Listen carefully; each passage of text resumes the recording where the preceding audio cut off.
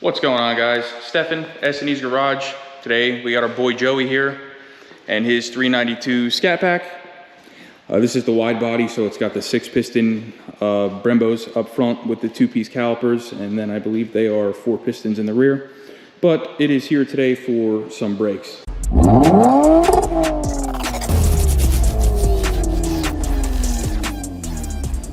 How many miles are on this thing, Joe? 15,000. So got 15,000 miles on it and it needs brakes. So we're not gonna be replacing the rotors because the rotors are stupid expensive and they really don't look that bad. So what we got here is some Power Stop Evolution pads for the front and the same Power Stop Evolution pads for the rear. I'll go ahead, I'll leave a link to them in the video description below. And then we have some Brembo brake parts lubricant to go ahead and lube the slides and everything up. So let's go ahead, let's get this thing set up on the lift. We'll get it up in the air and start pulling the wheels. All right, guys, so this video is gonna basically be good for any Dodge product with these Brembo brakes. That's gonna be your Chargers, your Challengers, your Durangos, and so on. These just happen to be the 6-piston in the front, but the 4-piston is gonna be very similar. So let's go ahead, let's pull these wheels and let's just get a better look at the brakes.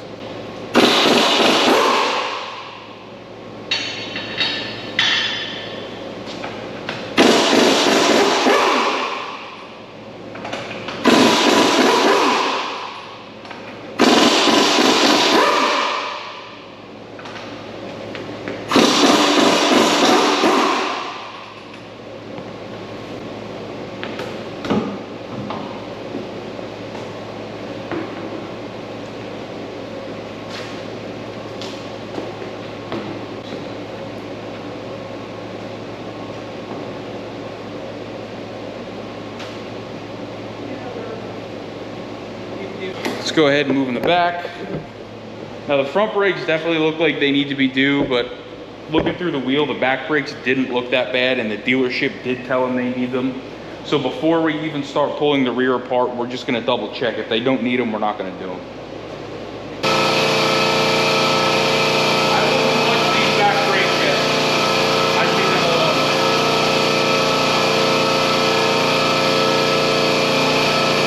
There's no reason to do that. All right, guys, so here's what we're looking at here. Where you want to look is in between that metal and the pad. You'll see these are probably between a 3 and a 4 millimeter, so they are definitely right at the point where you'd want to start looking at changing them. A little bit on the early side, but still definitely needs to be done. You're gonna see the same thing over here, but in the back, we still have a ton of meat left. So I don't think we're going to do anything with the back here because you'll see there's still quite a bit of pad material left on here, so we're probably going to leave that alone. But let's go ahead and set you up on the tripod. We're going to start disassembling this caliper here.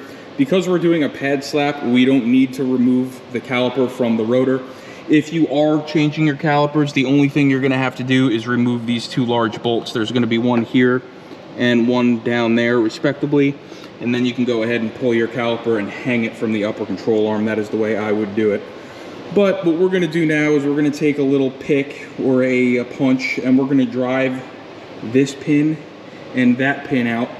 That's going to let us remove this hardware, and then we just have this center bushing or bolt, whatever you wanna call it. We have to unbolt from here and go ahead and pull it out. All right, so we're gonna go ahead, drive these pins out here.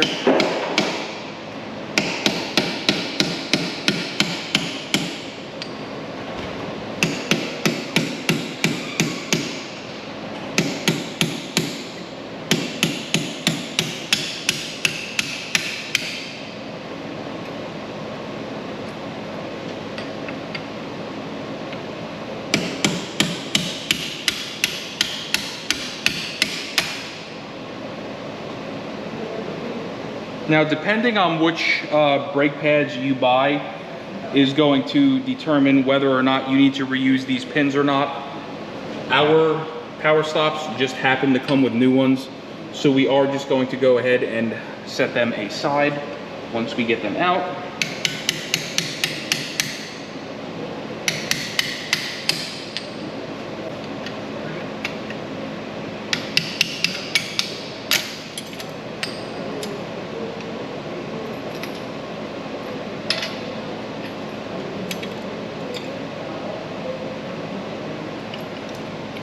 Okay, so now that we've got that out of the way, we have to go ahead and remove this nut on the back here. I'm gonna say that's probably a 13 millimeter, but let's go double check. And a 13 it is.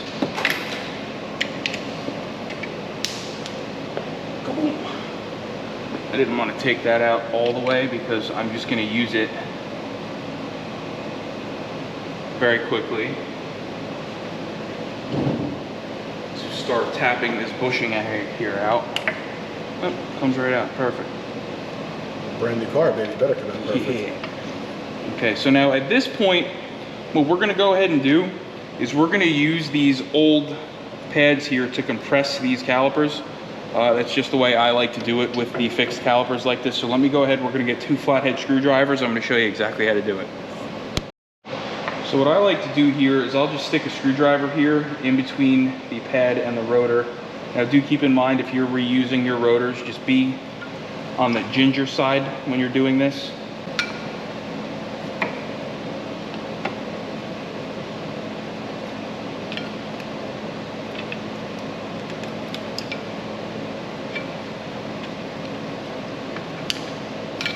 Okay, once you compress your pistons, these pads will slide right out.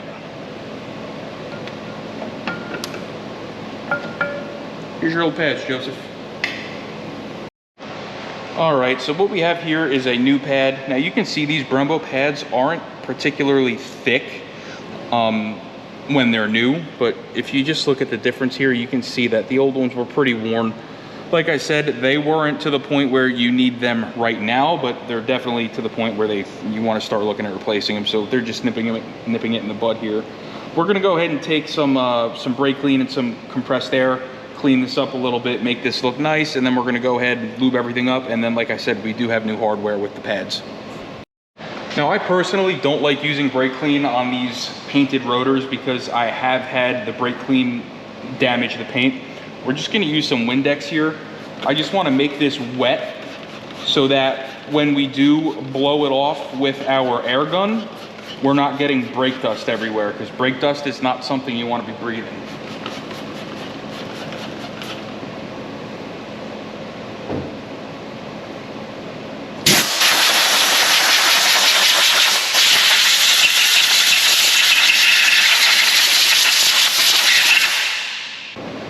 We're just cleaning this up as best we can here, make this look nice, get rid of as much of the old brake dust out of there as possible. You know what you're doing, right? I only started working on cars last week, so I hope so. All right, guys, so now we're at a point we can go ahead and slide our new pads in. Now, it does not matter which pad goes where, they are all the same. But we are gonna take some of this Brembo Be Quiet here, and I'm just gonna squirt a little bit of this on the back of the pad, and then I'm just gonna go ahead and rub it around where the pistons are going to be contacting. Now, Power Stop does use rubberized backing plates to help with brake squeal. High performance brakes, just in my professional opinion and experience, are always gonna squeal. There really is no getting around it. But whatever we can do to try to mitigate and prevent that, we will. Same thing, put a little squirt of this here on the backing plate. Just gonna rub it in. Okay. And then we're going to slide this pad in. So now we can go ahead and get our hardware. We're gonna have that spring that you saw that kind of wedges everything together, and our new pins. All right, guys, so we're gonna have our anti-vibration pin here, and then again, we have our new pins. We're gonna put a little bit of brake lubricant on these. I'm not gonna use the Be Quiet because that's more for quieting the brakes. I have some other brake lube over there. I'll leave some in the video description below. We're gonna go ahead, lube these up to get them started, and then we're gonna go ahead and insert our vibration inhibitor. Okay, guys, we got our purple brake lube here on these pins. I'm just gonna go ahead and get them started. So on this side, these are going to face this way with the shorter end on top, and our pin is going to go through the center of this like so. So let's just go ahead, get our pin where it wants to be. You might have to manipulate your brake pad a little bit to get it to sit in there straight, which is totally fine. Then we can just take our hammer, and I'm just gonna get this started here.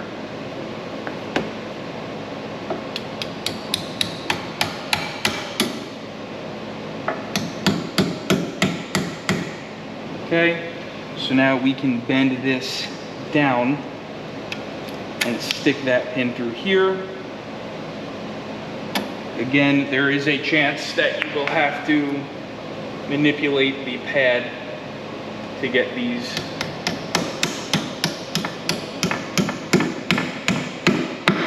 seated. And now we can go ahead, take our bushing here. I'm gonna go ahead, I'm gonna clean this up with some memory cloth, make this look real nice and clean, and we can reinstall it. All we have here is just some emery cloth. Again, we're just gonna take it and make it nice and clean.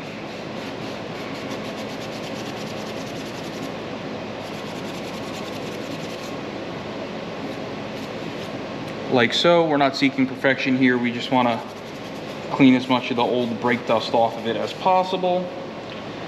Now we can go ahead and slide this back into its home. And then we can tighten up our nut here to pull it in the rest of the way. Okay, just stick our 13mm nut in here and snug it up. All right, that anti-vibration pin that we removed and reinstalled is going to be facing this way with the shorter end down. So you know what? Screw it. Let's just go ahead. We'll take this apart here so you can have a second look at exactly what we're doing here. So I'm going to start by removing this.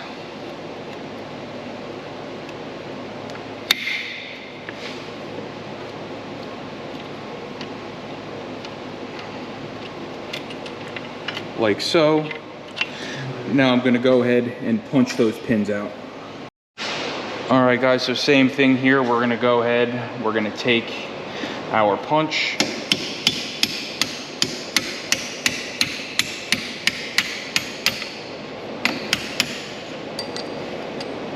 And we're going to drive these pins out.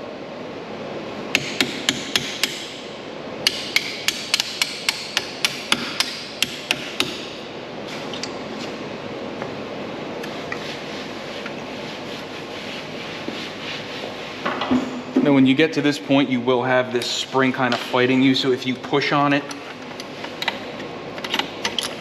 like that, you can wiggle it out and then it'll disengage like so. Okay, same deal. We're going to go ahead now and use our screwdrivers to compress the caliper. All right, again, screwdriver here. I'm going to use the little one to start my gap.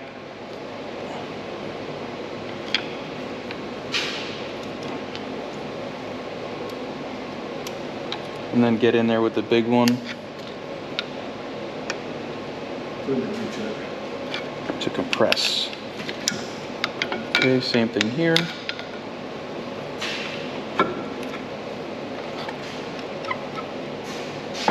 Okay, once we got the caliper compressed, again, these will slide right out. Now, one thing I didn't show you on the other side that I do just want to mention, you want to make sure you clean really good in here, top and bottom, because this is where your pads are going to ride. So when we cleaned it out with the Windex, we made sure we sprayed in there real nice. But now we are ready to go ahead and put our Brembo Be Quiet on the back of the pads, slide them in. Okay, we got our be quiet here on the pads. Again, they will slide directly in.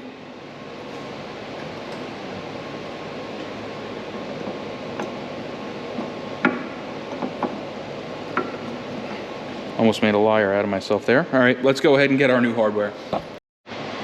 All right, again, we got our pins lubed up. Just gonna go ahead and get them started so I'm not holding on to them. And the short end on this one is going to face the bottom. Just go ahead and take our hammer here.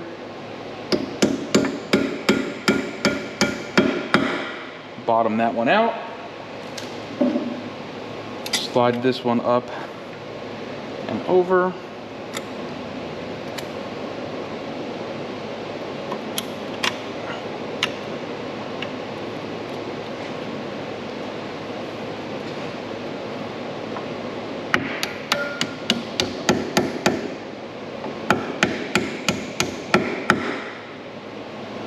Like so. And now same deal, we're gonna go take our, whatever this thing is, like bushing, whatever the hell you wanna call it, clean it up with some memory cloth and slide it in. All right guys, so we got this nice and cleaned up. Let's go ahead and tighten it. And don't scratch the caliper. I'll try not to, Joseph. Okay, that's nice and tight. So now we can go ahead, throw our wheels back on. All right, guys, now before you pull your car out after doing this brake job, Joey, what are we gonna have to do?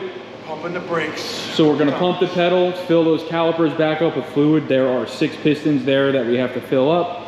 And then Joey, I'm gonna have you pop the hood. Let's just double check the brake fluid level, make sure everything's good there, and then we'll be good to go.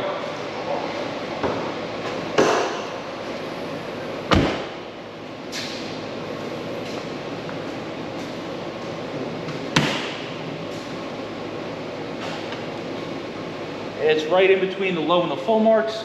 Now, brake fluid is one of those weird things where you don't want to top it off unless you have new pads on all 4 corners, because if we top this off now, when somebody goes to compress those rear calipers to do the rear brakes, the master cylinder is going to overflow and it's not going to be a fun time. So if you're only doing 1 axle, so front or rear brakes, just double check the master is good. If it's between the low and the full mark, leave it alone.